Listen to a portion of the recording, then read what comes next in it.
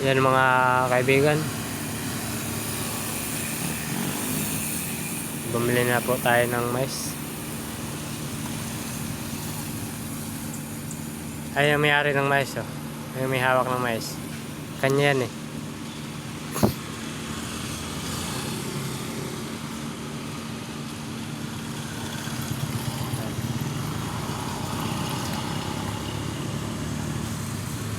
Maaga pa pero grabe ng init. Alas 8 pa lang pero yung init ramdam na. Ma-update na rin sa balat mga kaibigan.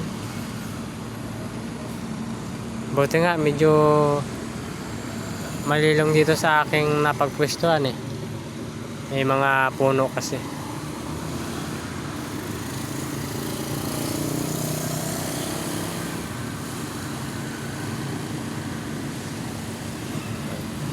Magantay-antay lang tayo ng customer mga kaibigan. Maya-maya at meron na ng customer yan.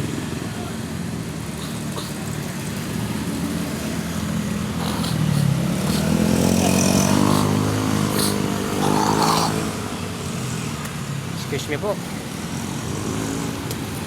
Sa mga kamakain dyan.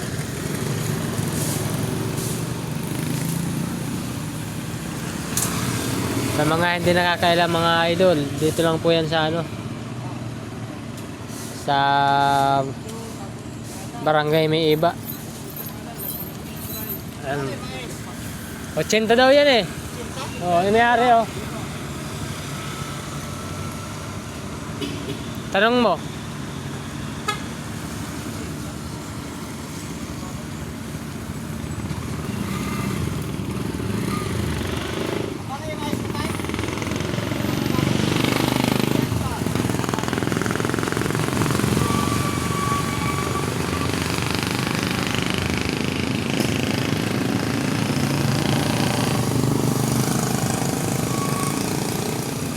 Dapat hinati mo na lang. Dinalawang balot para 40 lang. Ha? Dinalawang balot mo lang sana, no? Ayaw nila ng maraming ano eh. Kalahati. Ganun din ang sumano. Hindi, pero mas mabili yun. Kasi kahit kaunti, yung ano nila, yung presyo nila. Kahit marami kasi yung laman, namamahalan sila sa 80, no?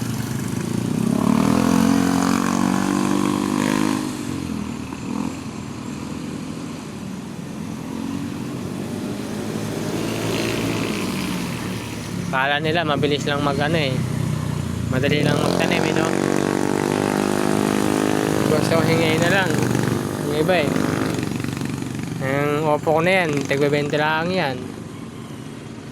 Pero tinatawaran pa nila.